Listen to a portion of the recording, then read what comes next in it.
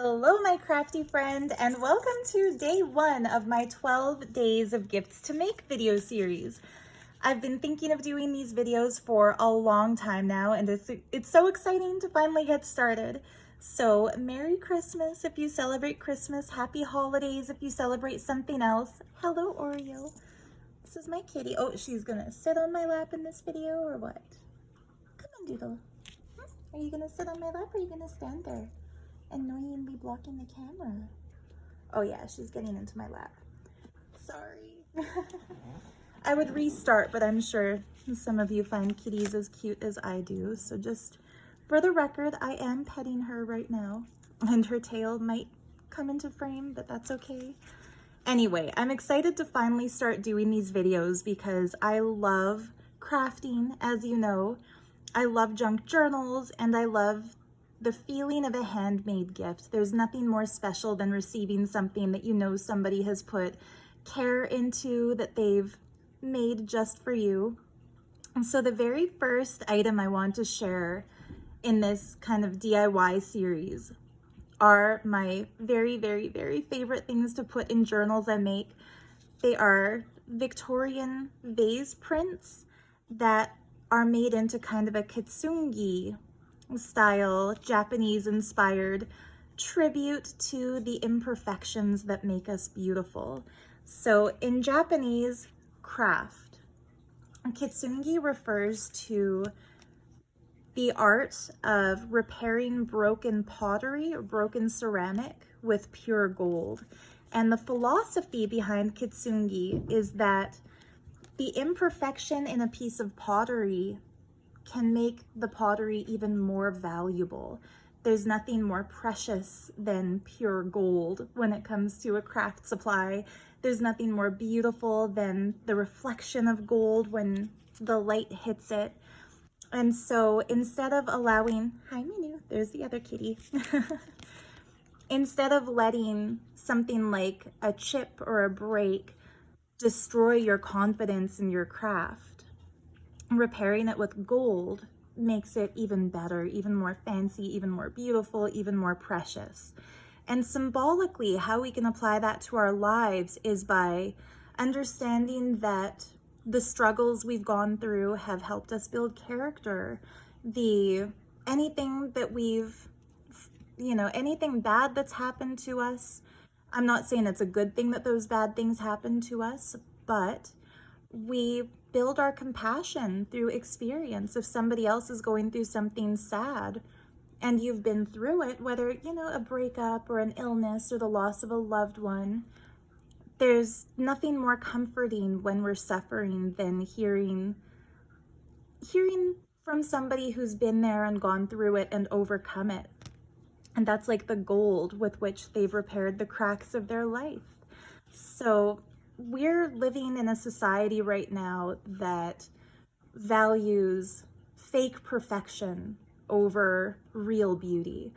Scroll through Instagram and people have face-tuned their pictures. They've blurred out their imperfections or their so-called imperfections. They've tried to present a facade of wealth and, perfect clothing, perfect hair, perfect nails, etc. And obviously us junk journalists are not that type. And so I see Kitsungi as a reminder not to try to hide what some might perceive as imperfections, but to highlight them, to appreciate what makes us different.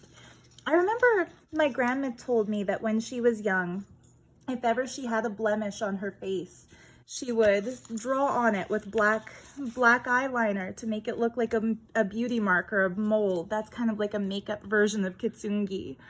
But yeah, it's all about highlighting our flaws with gold and making them into something more than what they once were before that imperfection. And so the way I do these Kitsungi vases, which can be used as journaling cards or bookmarks,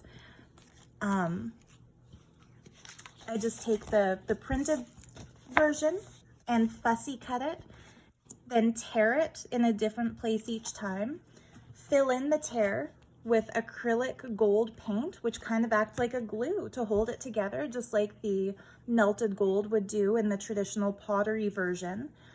And I always like to ink up the edges on the back if I'm printing it on white paper, just to make it look a little bit more antiqued instead of just having the stark white. So yeah, what I've done is I've printed out the full set on cardstock of my Victorian Treasures printable kit, and we will be using the other things that come with that kit in other projects in this video series. Aren't those cute? So yeah, I'll set these aside, but this is kind of what's coming up. And today we're just going to use these vases. So these are definitely craft with me style videos as much as they are tutorials. I do have a couple of these that are pre-cut in a smaller size that are not yet made, but I feel like it's kind of nice to do the full work on camera so that you can see realistically how long it takes to make something like this. So yeah, the printable kit, Treasures, Victorian Treasures, it comes with the PDF booklet of the 4 pages that I showed you just now. But I've also included the professional scans in a PNG form. So if you don't like, if you don't want to print out, for example, the business card for a jeweler that's shaped like a fancy Easter egg, or the basket of flowers, if you want to print out just the vases, you could print out a giant vase or a page full of tiny vases, or, you know, 4 per page, however you'd like to do it. I feel like that's the best way to make an ephemera printable kit, so that you have options of sizes and ways to print them, and you could even add them to a digital collage since they are already kind of like a fussy cut image as a PNG. So yeah, as you can see, I'm not cutting it too perfectly. I'm trying to stay as close to the edge as possible, but if little bits get cut, that's okay, because we will be gilding the edges with acrylic paint anyway. So yeah, you can either print them as I've pre-designed them. Speaking of Kitsungi, that tore a little as I'm cutting it, so good thing the paint also kind of strengthens it. But yeah, you have options for the sizes you print and the styles that you make. And yeah, I think these add so much color and texture and joy to the journals I add them to, that they would make the perfect gift for a crafty friend who likes handmade things and unique things. And what's fun about these, so of course I've said I use them as journal cards and to decorate junk journals. They can be partially glued down as a tuck spot. There's a lot you can do with them. But for our less crafty friends, and they do exist, maybe not in my YouTube feed, but out there in reality, I know I have some non-crafty friends myself who are not into crafting. Something like this could be a great gift for anybody, because you can use it as a bookmark. And everybody, well, no, I shouldn't say everybody. Most of us read and enjoy a good book. And how many times have you started reading a good book and you've got a collection of beautiful bookmarks somewhere, but you can't find any of them, so you use a torn paper scrap to mark your place, or a business card or something? I do it. I'm sure we all do it. So there's nothing wrong with having a big, beautiful collection of bookmarks, right? Add a little joy to our reading.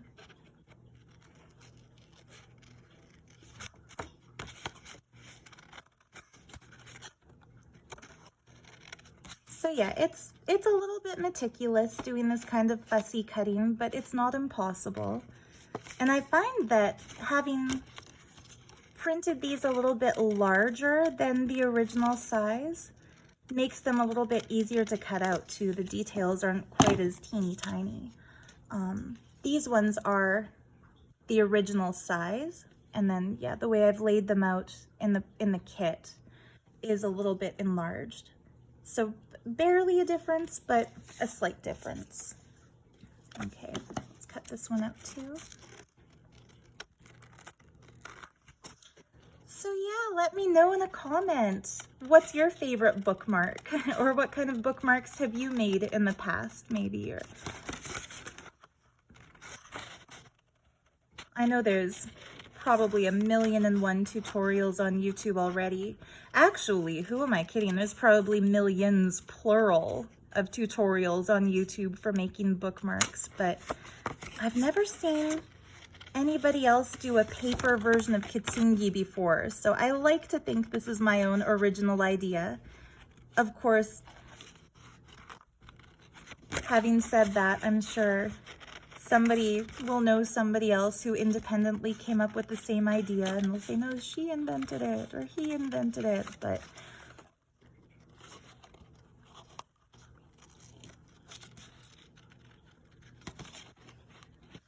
and in the end, does it even really matter who invented what crafty technique?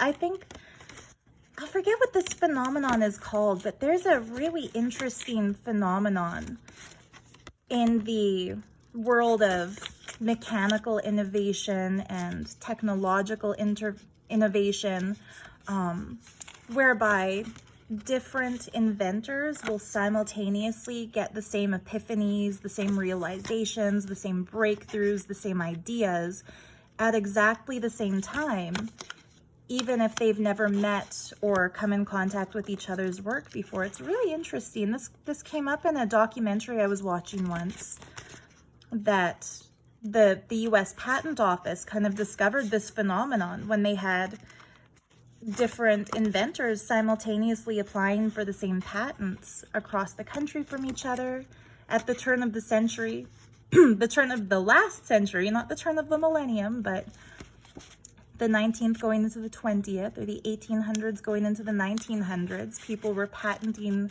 the same ideas at the same time, having never met each other. And the prevalent theory is somewhat esoteric, which I quite love, being that we share a collective consciousness, sort of a union collective consciousness field, and that people who are pursuing a similar field or a similar line of work will be privy to similar cosmic downloads. They'll have almost a shared mind along with the others who are working in the same field. And so it stands to reason that somewhere out there in the world, another crafter has also come up with the idea to make Kitsungi papers by tearing paper and gluing it back together with gold paint. I don't feel threatened by that. I feel inspired by that. That would be kind of cool to find out somebody else has come up with the same ideas, right? Anyway, so there we have our 4 not yet kitsungi'd paper cutouts, and here are the 2 that are kitsungi'd, so I'll set those aside. And heads up, this gets messy, so you're going to want something that you can put your Kitsungi papers on. So I have the packaging. I think this came wrapped around a Fire Mountain Gems catalog or something. I always save things like this for when I'm crafting because I know they will come in handy. So there's a little bit of water damage on this one too. I don't hate it. I like it. I'll work with it. I like to make these kind of in pairs as well, so that when I put them in journals, I'll sometimes put a little bit of glue around like here to turn it into a tuck spot, and then I'll put the other vase kind of behind it in the pocket, so one comes out as a journaling card and the other one stays glued down as a pocket. But if we're giving them as bookmarks, they can definitely be given individually. So anyway, I just get tearing. a little bit jagged is pretty. When you're tearing these, you're going to want to not tear it all the way through, because although this acrylic paint kind of acts as a glue to hold it together, it's not really strong enough to fix the rip if it's all the way ripped. So if you rip all the way across, you might have to add actual glue as well as the paint to make it strong enough. But usually I do this part before I do the tearing. And just kind of ink up the back a little bit to give it that distressed look. I like to leave the middle mainly uninked so that if you're giving this to a friend as a bookmark, you can write a message about what Kitsungi is and how we can celebrate the things that make us unique. We're not supposed to all look like Instagram models. Instagram models in real life don't even look like Instagram models, right? It's all about angles and lighting and fancy clothing tailored to their forms, or just editing. And similarly, our craft projects are not supposed to look like we bought them mass-produced, made out of plastic, without the human hand. It's nice to have the ink a little bit blurred and imperfect here and there. It's nice to have little frayed edges on some of our fussy cut things. That's how you can tell somebody made it and didn't just buy it. So yeah, you could write your friend or your loved one a little message about what Kitsungi is. It's spelled Kitsungi if you wanted to Google that. Or you could leave it blank, especially if these are a gift for a junk journaling friend. Leave them blank so that they can use it as a journaling card. You could also back it with something too, by the way. Like if you don't want it blank and inked on the back, you could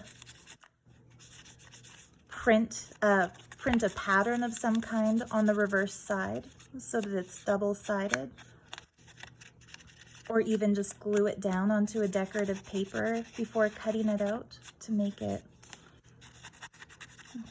yeah, so that it's kind of lined with something else. That would look neat, wouldn't it? I've got a bunch of things here because before filming this video, which is video number 1, I filmed a video making little mini Kuan Yin books, so I had my Japanese ephemera handy. And yeah, wouldn't it look cool having something like this as the backing on the other side?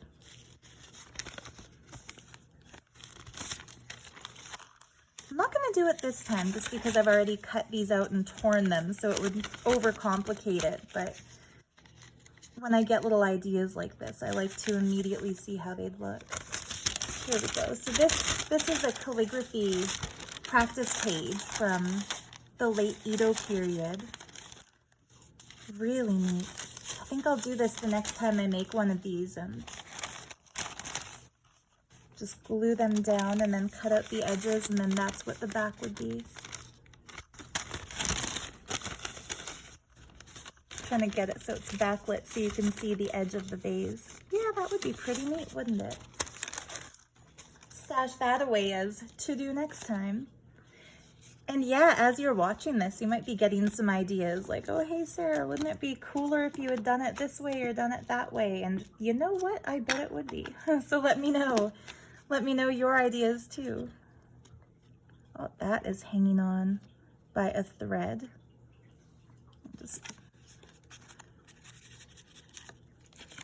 That still looks okay. Yeah, a lot of crafters will say that they have trouble crafting on camera and thinking of what to say. For me, that's never been a problem. I've got the gift of the gab. I can always think of stuff to say, but it is a little bit intimidating crafting on camera because when I start to craft, I don't generally worry about camera angles and whether something is fully focused or fully in view or not, and that's where it gets tricky.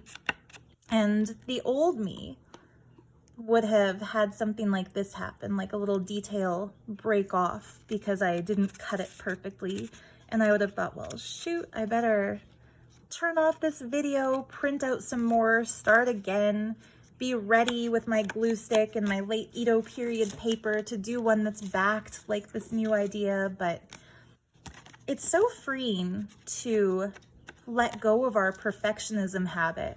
And I mean, how perfect that that happened during the Kitsungi video of all videos, right? Where we're talking about the beauty of imperfection.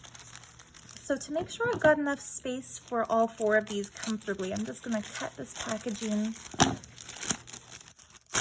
cut and tear it so that we've got enough space to lay them all down. And here's where it gets messy. So you could definitely try using a brush or a sponge for this part.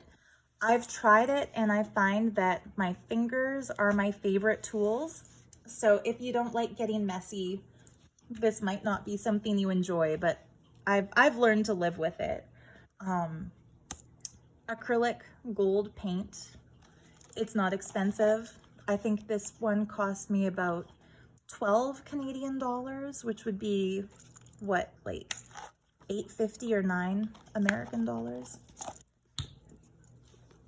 like 6 or 7 British pounds, and it's lasted me a couple of years. So, okay, first step, you find your tear, and you want to generously apply the gold paint to the white edge, not to the edge that's the full color here, but to the white edge that goes back onto this.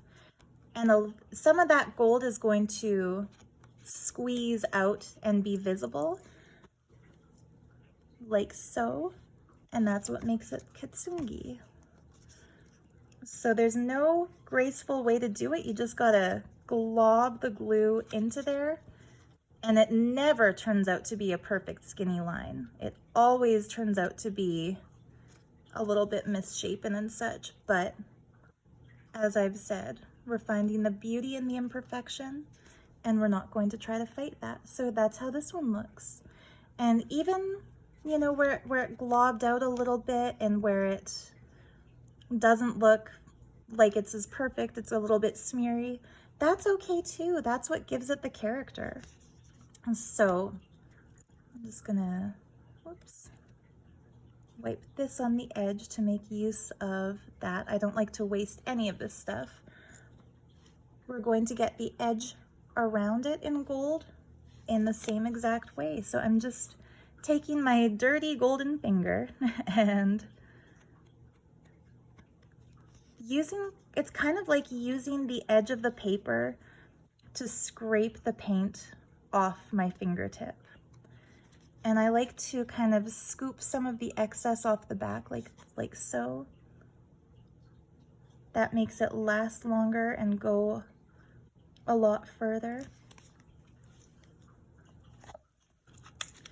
It's a very meditative process if you do a few of these at once, like I'm doing.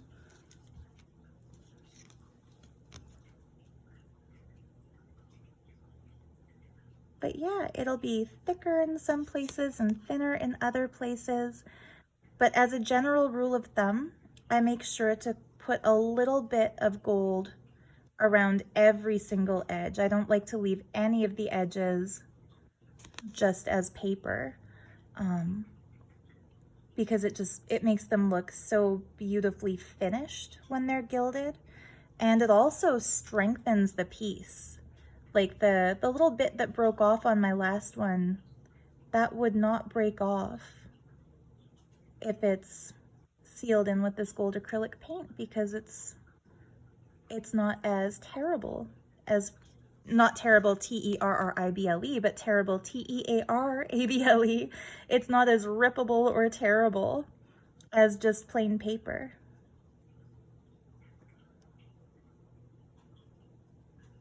But it's funny how many of our words in English sound exactly the same but mean totally different things. I've never noticed that one before.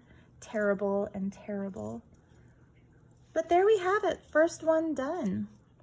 I'm gonna get started on the second one here before my paint dries on my finger.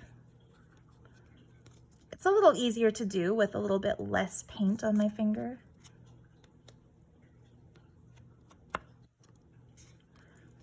And this one must have started tearing it in one direction and finished tearing it in another direction. So just make sure that's all lined up. Look at how cool that one looks. Aren't they fun? Now the border. So I was thinking before starting this video that if you don't particularly care for these Victorian calling card printables of mine, you could do something like this with any vase image. You could even take a photo of a vase and print it out on cardstock and do this with it. I think that the most important thing is that it be cardstock and not thinner paper, because with thinner paper, it's not going to support the gold paint as much as the cardstock will. You could do something really cool if you're gifted and you have the time and the materials for it. You could take watercolor paper or multimedia paper and actually paint a vase and then cut that out and make it into Kitsungi. And you could also find a picture of a cool vase in an art history textbook or an antique guide. The only struggle when it comes to things like that, I found a few in books before starting this project, and unfortunately a lot of the time the publishers will put lines over the image, and so it won't be as crisp as something that you paint yourself or that you've scanned in as a complete printable design. But if you can find an image in a book that doesn't have any text going over it or any other images overlapping it or an arrow indicating what it is, then you could definitely do something like this with that too. And if you do, and if you choose to post it, please tag me in that post, because I would love to see some other variations on this idea.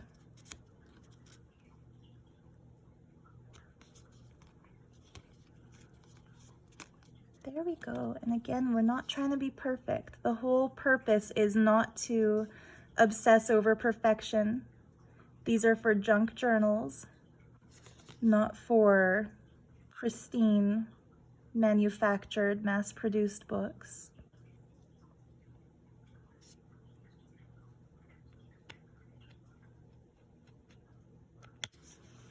But yeah, if you decide to paint a vase, oh, the other thing is Kitsungi, it's not a vase exclusive art form. This is made on everything from teacups to serving platters, really anything, any type of pottery could be made into Kitsungi if it's broken and then repaired with gold. So if you know somebody who has a favorite china pattern, for example, you could take a photo of their favorite piece of china and print it on cardstock and then make this. Wouldn't that be cool? Like a custom Kitsungi in your ideal pattern. If somebody really likes a certain type of pottery bowl or serving platter or something, you could easily do it with that design in mind. I just like to do it with these vases because I had the idea while working with these Victorian vase images. But yeah, that doesn't mean that you should be limited to my ideas. Take this as like your jumping point or your first little inspiration with it. And if anybody watching this knows a better way to get into those little tight corners than what I'm doing, by all means, let me know. Here we go. Let's get a little more gold.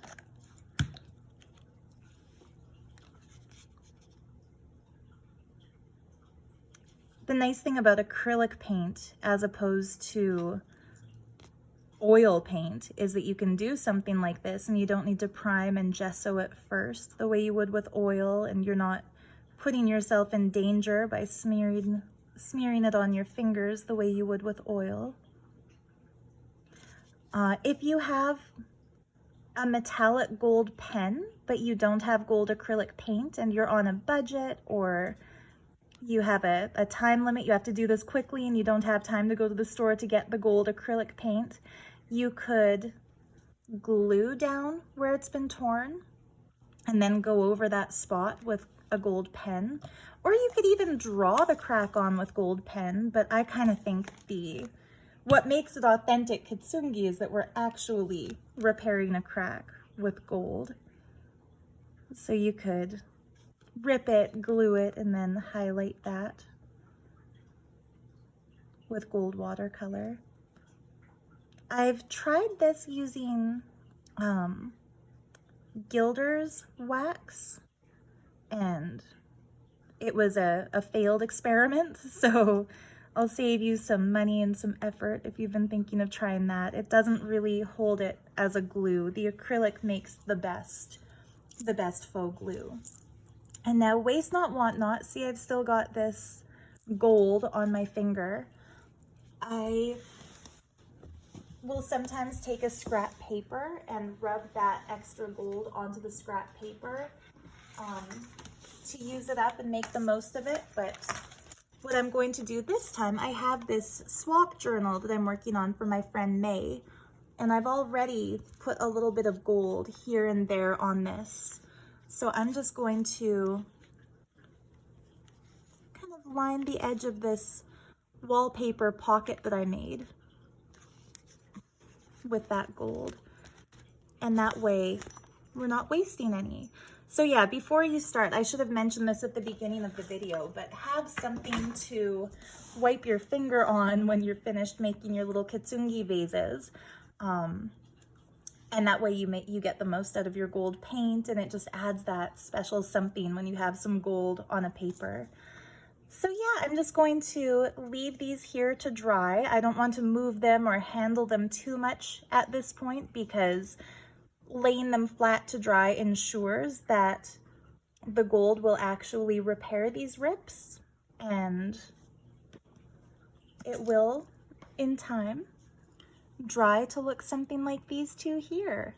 So there you have it. Fairly simple, fairly straightforward. They require a little bit of patience with the fussy cutting and a little bit of overcoming the ick factor of having the paint directly on your bare fingers if you're like me and you don't really like that.